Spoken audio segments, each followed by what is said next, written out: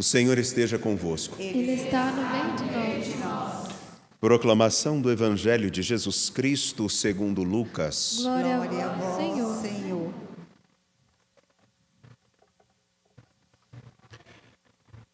Naquele tempo, os publicanos e pecadores aproximavam-se de Jesus para o escutar. Os fariseus, porém, e os mestres da lei criticavam Jesus. Este homem acolhe os pecadores e faz refeição com eles. Então Jesus contou-lhes uma parábola. Um homem tinha 2 filhos. O filho mais novo disse ao pai: Pai, dá-me a parte da herança que me cabe. E o pai dividiu os bens entre eles. Poucos dias depois, o filho mais novo juntou o que era seu e partiu para um lugar distante. E ali esbanjou tudo numa vida desenfreada. Quando tinha gasto tudo o que possuía, houve uma grande fome naquela região e ele começou a passar necessidade. Então foi pedir trabalho a um homem do lugar que o mandou para o campo cuidar dos porcos. O rapaz queria matar a fome com a comida que os porcos comiam, mas nem isto lhe davam. Então caiu em si e disse: Quantos empregados do meu pai têm pão com fartura e eu aqui morrendo de fome? Vou-me embora. Vou voltar para meu pai e dizer-lhe: Pai, pequei contra Deus e contra ti. Já não mereço ser chamado teu filho. Trata-me como um dos teus empregados. Então ele partiu e voltou para seu pai. Quando ainda estava longe, seu pai o avistou e sentiu compaixão. Correu-lhe ao encontro, abraçou-o e cobriu-o de beijos. O filho então lhe disse: Pai, pequei contra Deus e contra ti. Já não mereço ser chamado teu filho. Mas o pai disse aos empregados: Trazei depressa a melhor túnica para vestir meu filho. Trazei um novilho e colocai um anel no seu dedo e sandálias nos pés. Trazei um novilho gordo e matai-o. Vamos fazer um banquete. Porque este meu filho estava morto e tornou a viver. Estava perdido e foi encontrado. E começaram a festa. O filho mais velho, que estava no campo. Ao voltar, já perto de casa, ouviu música e barulho de dança. Então chamou um dos criados e perguntou o que estava acontecendo. O criado respondeu: É teu irmão que voltou. Teu pai matou o novilho gordo porque o recuperou com saúde. Mas ele ficou com raiva e não queria entrar. O pai, saindo, insistia com ele. Ele, porém, respondeu ao pai: Eu trabalho para ti há tantos anos. Jamais desobedeci a qualquer ordem tua. E tu nunca me deste um cabrito para eu festejar com os meus amigos. Quando chegou esse teu filho, que esbanjou teus bens com prostitutas, matas para ele um novilho cevado. Então o pai lhe disse: Filho, tu estás sempre comigo, e tudo que é meu é teu. Mas era preciso festejar e alegrar-nos, porque este teu irmão estava morto e tornou a viver, estava perdido e foi encontrado. Palavra da salvação. Glória a vós, Senhor. Por favor.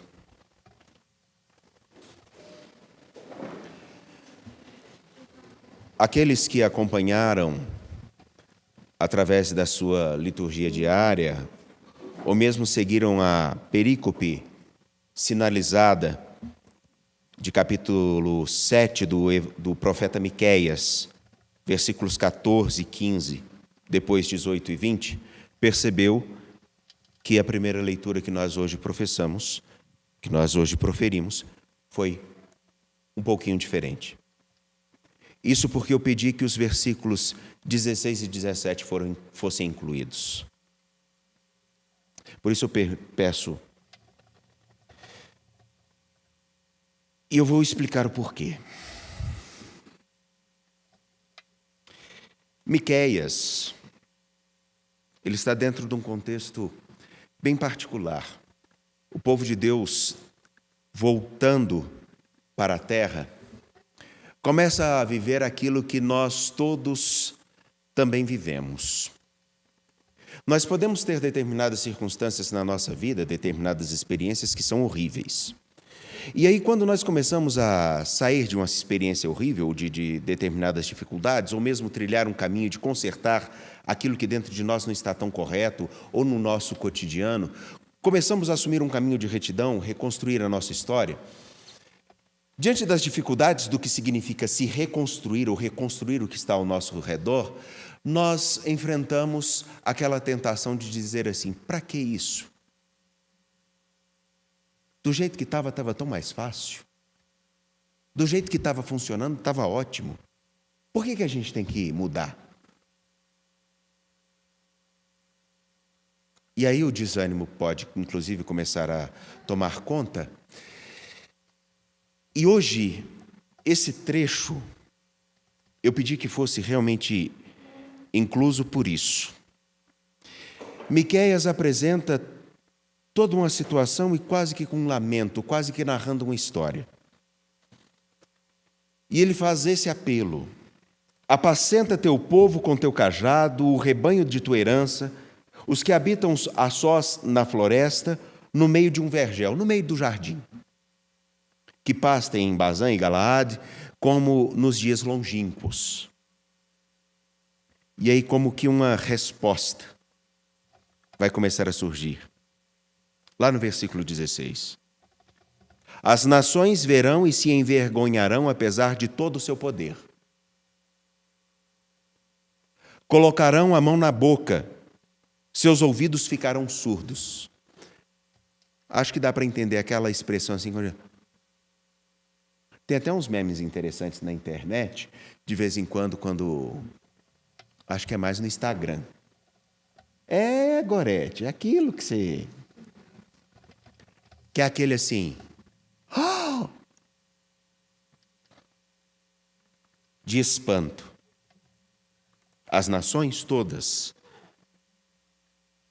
que verão e se envergonharão, apesar de todo o poderio que têm, lamberão o pó como a serpente, como os répteis da terra. Estremecerão desde os seus baluartes. Para o Senhor nosso Deus virão tremendo e hão de temer-te. Por quê? Obrigado. Porque Miqueias diz o seguinte: nós estamos reconstruindo a nossa história porque nós desviamos do nosso caminho.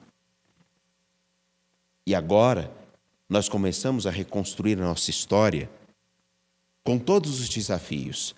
Mas quando nós tivermos conseguido reconstruir a nossa história, reconstruir os nossos passos com o Senhor nosso Deus, aí então nós poderemos nos lembrar, e aí me permitam trazer a imagem, as cebolas do Egito ou as carnes que nós tínhamos no Egito são extremamente insignificantes diante daquilo que nós colheremos pela fidelidade e pelo caminho constante com o nosso Deus. Os problemas que nós vivemos na Babilônia, enquanto nós estávamos fora de nossa terra, perdemos a nossa identidade, perdemos o nosso caminho. Quando nós realmente começarmos a reconstruir os nossos passos com o Senhor nosso Deus, nós teremos a tranquilidade de perceber que, na verdade, com Ele, os nossos frutos são muito mais abundantes. O nosso caminho é muito mais seguro. Porque nós voltamos para o Senhor nosso Deus e acertamos os nossos passos, nós podemos até ter um momento de dificuldade de viver uma nova dinâmica, mas nós teremos a certeza que vale a pena. Porque no fundo, de que adianta, e aí parafraseando o Evangelho, de que adianta nós ganharmos o mundo inteiro, ganharmos tudo e não termos a nós mesmos? E isso toma forma tão bonita na parábola da misericórdia, que não é a parábola do Pai misericordioso, mas ela é composta por 3 narrativas tão significativas que são espaçadas. Nós as vemos separadas. Mas é um único conto para falar o tamanho da misericórdia e da profundidade com a qual Deus nos quer com Ele, Essa compreensão dessa misericórdia é que motiva, então, nós olharmos em especial para essa primeira parte da parábola da misericórdia, que tem a imagem do filho que foi chamado de pródigo, mas que ele, na verdade, é um símbolo de todos nós. Mas também o filho mais velho, também é um símbolo de todos nós. Entretanto, eu vou me ater somente na imagem do filho mais novo. O povo de Deus perdeu o seu caminho na Sagrada Escritura porque queria ter a máxima liberdade e acreditou muito em si, naquilo que possuía, nas suas habilidades. Nada diferente de cada um de nós, porque nada faz com que a gente desvie de um determinado caminho, de determinados ensinamentos, senão porque nós achamos que eu vou conseguir fazer um caminho diferente, mais sólido, mais...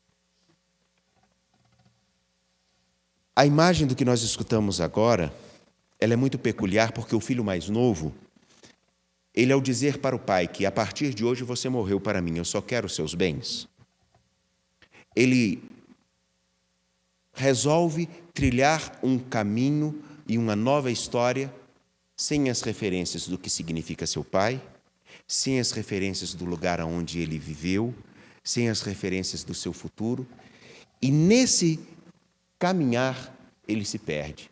Ele não perde somente os bens. Ele não perde simplesmente a comida. Ele perde a si. Porque quem não sabe de onde veio, qualquer lugar que chegar está ótimo.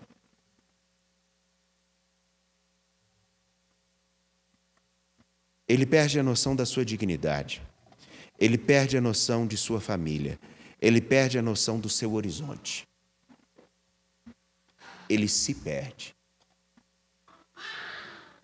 ao ponto de querer saciar-se com a comida dos porcos.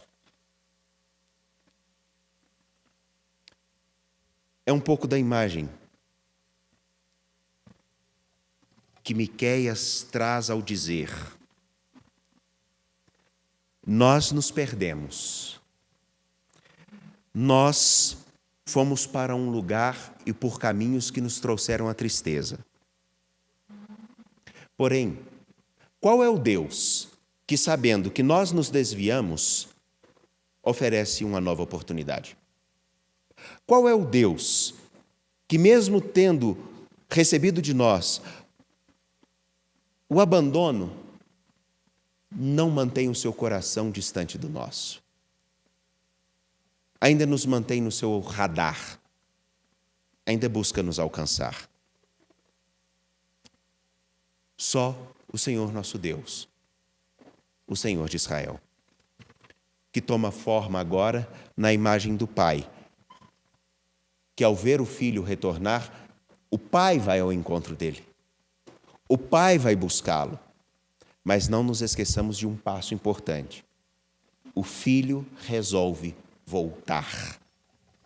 E a palavra conversão na Escritura está ligada a voltar-se. Voltar-se para aquele de quem nós desviamos o olhar. Voltar-se para as referências que são a base de nossa história. Voltar-se para aquilo que é a nossa dignidade. Voltar-se para aquilo que nós temos como honraria e como prêmio, não porque nós conquistamos, mas porque nem é um prêmio, mas por alguém que nos elegeu, olhou para nós e nos deu um anel que nos dá autoridade para tantas coisas. Olhou para nós não como escravos, não como empregados, mas como aqueles que podem caminhar pela estrada da vida com a sandália nos pés sem se machucar. Aquele que quer a nossa integridade, a nossa, não só a minha. E esse é o grande problema.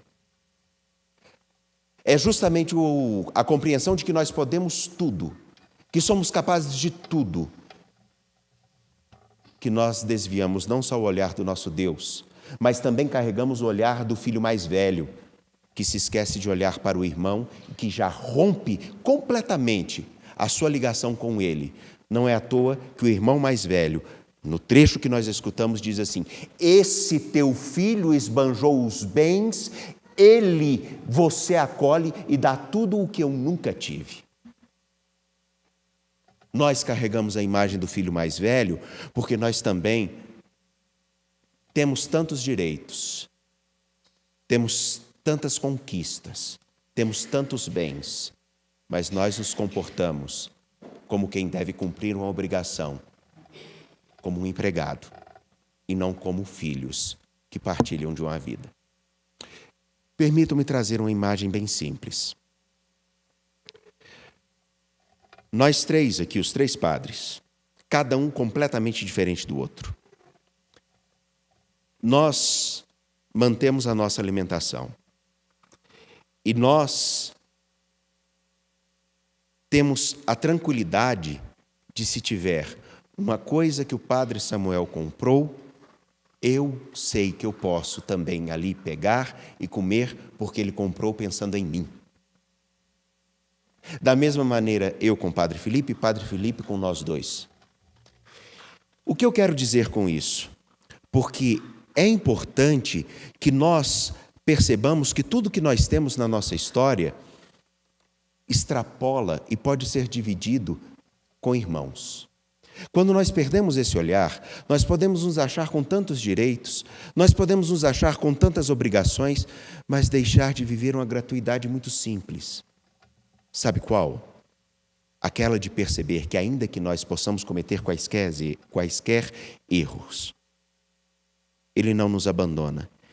E quando nós descobrimos que o máximo da nossa generosidade, o máximo da nossa compaixão, o máximo de nosso olhar que consegue compreender que existe alguém ao nosso lado, nós percebemos também que sempre há um motivo de festa na vida. Percebemos que a misericórdia de nosso Deus não é simplesmente aquela que nos tira o pecado, mas que nos faz irmãos. Voltar-se para um Deus que é Pai, mas voltar-se para outros que são irmãos. Voltar-se para um caminho novo de vida. Voltar-se para reconstruir a história de um modo diferente.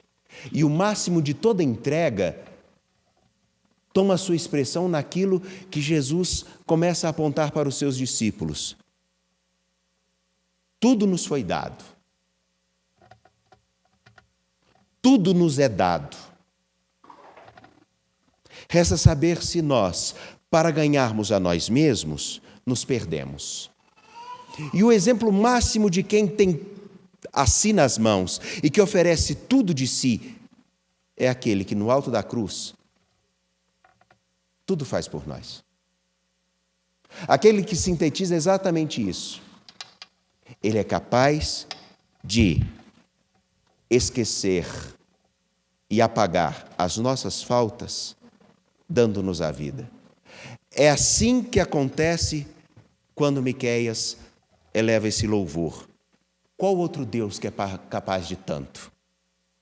Ou então, quando olhamos a parábola inteira da misericórdia e percebemos quem é o Deus que consegue olhar para nós e nos esperar? Qual é o Deus que, seja por nos compara sempre como um ganho maior do que ter 99 ovelhas? Qual é o Deus que se alegra mais ao encontrar uma moeda quando ele ainda tem 9 nas mãos? Só aquele que sabe a particularidade do que significa cada vida, do que significa cada pessoa, do que significa cada reconquista, do que significa cada recomeço. O meu e o seu, o nosso recomeço. Daí então, mais do que nós ficarmos preocupados em falar, ou seja do pecado ou só da misericórdia, acho que é fundamental nós lançarmos o nosso olhar para uma pergunta. Nós estamos nos esforçando para voltar o nosso olhar para aquele que nos ofereceu a vida? Porque qualquer outra coisa que nós fizermos, seja o máximo da devoção ou o máximo do desejo progressista, em qualquer discurso, se não estiver marcado por um desejo de manter o seu olhar voltado para o nosso Senhor, nós acharemos justificativas para o desprezo de alguns, acharemos as justificativas para a exclusão de outros, acharemos as justificativas para carregarmos qualquer coisa em nosso corpo, mas o nosso coração ainda estará sempre buscando satisfazer-se, porque não encontrou realmente qual é o sentido principal da história. Manter o olhar voltado para aquele que, apesar de tudo, nos quer com Ele. Mas nós queremos estar com Ele, a começar de agora? Essa talvez seja a pergunta mais importante. Que o louvor elevado por Miqueias, a misericórdia do Deus que reconstrói com seu povo, nos inspire. Que a imagem do filho mais novo, que quer ganhar a si mesmo, seja o nosso alerta. E que a imagem do filho mais velho exija sempre a nossa atenção, para que nós saibamos a quem devemos olhar. Ao Pai, ou melhor, ao Filho, que é a expressão máxima daquele que quer reconstruir conosco a história. E se para isso for preciso, Ele dá a sua vida por nós. Seria tão bom se nós pudéssemos dar um pouquinho de nós a Ele.